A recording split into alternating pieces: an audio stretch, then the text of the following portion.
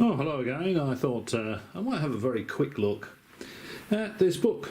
It was released, or it escaped, about 20 years ago, and there was a bit of a kerfuffle, quite a bit of interest at the time. I think it was it was on the New York Times bestseller list for quite some time, which is a bit of a shame, really. We can see here that the foreword is written by Senator Strom Thurmond, who later objected to his foreword appearing in this book and said that he'd written the foreword for another book that he'd seen, I Walk Among Giants, I think it was called, something very much like that, which was supposedly Colonel Corso's military memoirs.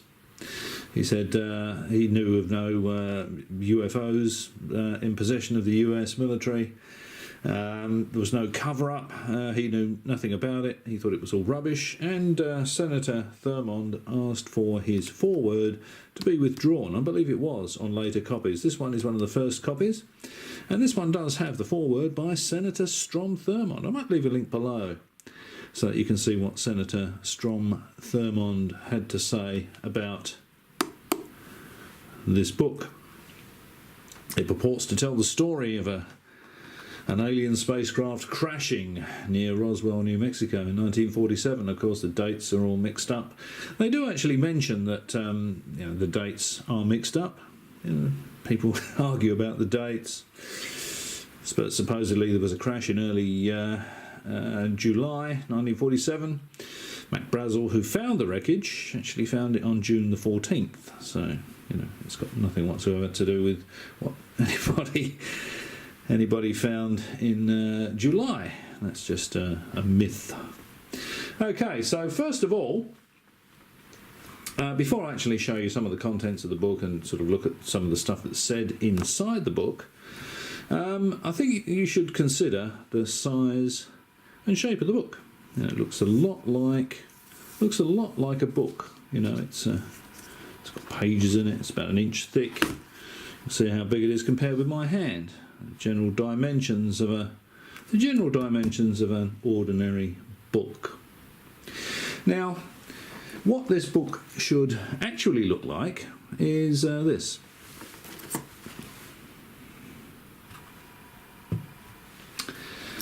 Because it's arse paper.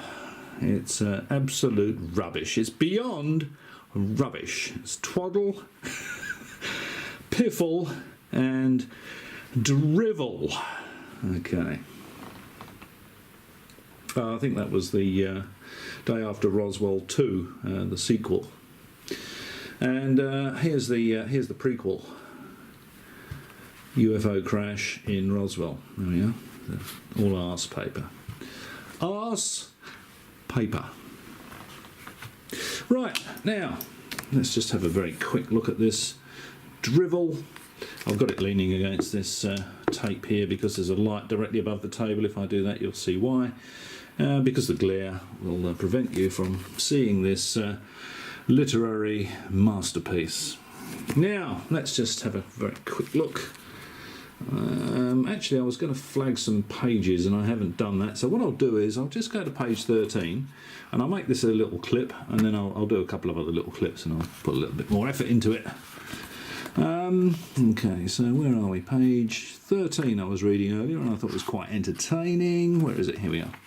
Page 13. Are we all sitting comfortably? Oh, that's my stomach rumbling because I've had my dinner. Then I'll begin. A battery charging up and the hum of a gasoline generator. That's when the string of lights came up and the whole site suddenly looked like a baseball field before a big night game. This is page 13 of the Day After Roswell. In the stark light of the military searchlights, Arnold saw the entire landscape of the crash. He thought it looked more like a crash landing because the craft was intact except for a split seam running lengthwise along the side and the steep 45+ degree angle of the craft's incline. He assumed it was a craft even though it was like no airplane he'd ever seen. It was small, but it looked more like the flying wing shape of an old Curtiss than an ellipse or a saucer. Now remember, Kenneth Arnold said that he'd seen these sort of crescent-shaped things. What he'd seen weren't saucers. So, you know, the UFO guy, remember this is also written with William Burns, the UFO man, would know that, of course, and would have put that in there just for give it a bit of cred, you know, or attempt to. It looked more like a crash. It was intact, yes, except for a split seam running lengthwise along the side and the steep 45-plus-degree angle of the craft's incline. He assumed it was a craft, even though it was like no airplane he'd ever seen. It was small, but it looked more like the flying wing shape of an old Curtiss than an ellipse or a saucer. And it had 2 tail fins on the top sides of the Delta's feet that pointed up and out. So now he's throwing in a little bit of modern sort of aeronautical design. Now remember, in 1947, if you ever saw vertical fins on World War II aircraft, so the 2 fins on a Lancaster, vertical, fins on any kind of aircraft, vertical, Halifax, vertical fins. What he's saying there is they were like that. You know, it's a bit like the sort of vertical fins you see on an FA-18 Hornet. On an F-15 they were vertical, on Tomcats. The FA-18, they're like that. The reason they're like that is for radar deflection, you know, because the vertical fin gives a much bigger radar reflection than a fin angled like that. Radar pulse hits it, it's angled downwards. This, I think, is nonsense. If you've got something that's come here from another star system, it's not really going to need aerodynamic fins. It's probably going to have a blister around it that will give it an aerodynamic shape as it goes through air, regardless of what shape the craft actually is. So I think this is a lack of imagination on their part. If you think about supercavitating rocket-propelled torpedoes, they do a similar thing but with water. They actually create a blister around the torpedo to allow it to travel through the water at very high speeds, because the torpedo is not actually touching the water in the same way an extraterrestrial spacecraft isn't going to be touching the air. It's not going to need vertical fins, or fins at an angle. This is rubbish. Okay, so what else have we got here? He angled himself as close to the split seam of the craft as he could get without stepping in front of the workers in hazardous material suits who were checking the site for radiation.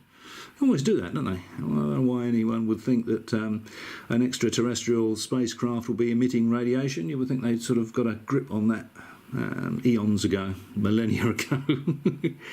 That was when he saw them in the shadow, little dark grey figures, maybe 4.5 feet in length, sprawled across the ground. Are those people? Arnold heard someone say as the medics rushed up with stretchers to the knife-like laceration along the side of the craft through which the bodies had either crawled or tumbled. This is written like a novel.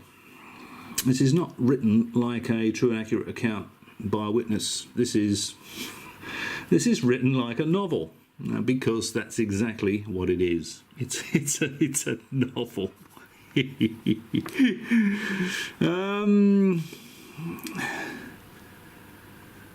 Arnold sneaked a look through the rip of the aircraft and stared out through the top. Jehoshaphat! With an exclamation mark. It looked like the sun was already up. Just to make sure, Steve Arnold looked around again outside.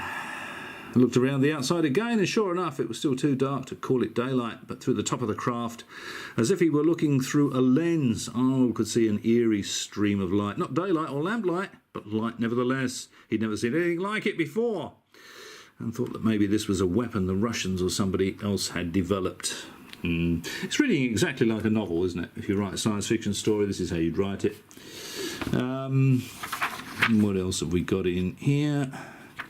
He goes on to say that, you know, this is... Now, the interesting thing here somewhere, where was that, page 34 maybe? Was it page 34? Anyway, I'll do a little bit more research. I'll put a bit of effort into this, into the next couple of clips. Hope I've whetted your appetite. But basically he's talking about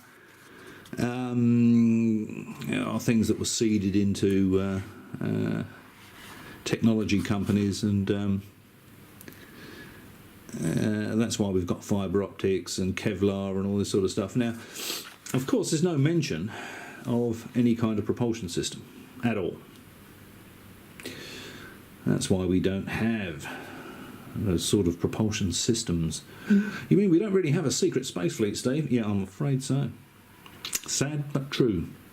All right, well, I'll continue with this steaming pile in the next 2 or 3 clips. And I think I'll see if I can put a bit of effort in, and I'll find a couple of things, and I'll stick some post-its in there, and I'll make some comment about these ridiculous claims. I'll catch you in the next clip.